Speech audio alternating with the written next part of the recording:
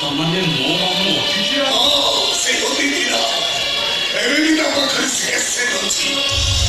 ସେଇଥିପାଇଁ ମୋ ହାତଟାକୁ ଅଟକେଇ ରଖୁଛି ନହେଲେ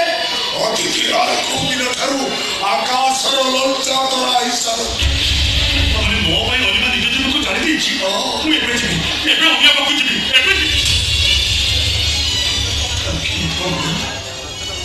କେବେ କହିଦେଲି ମୋ ଦାସୀ ଅମଣିଷ ବାପା ବୋଲି ଗୋଟିଏ କଥା ପାଇଁ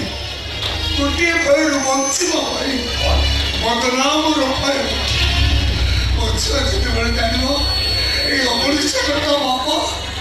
ସେ ଗର୍ବ ଦେଖିଲେ ସବୁ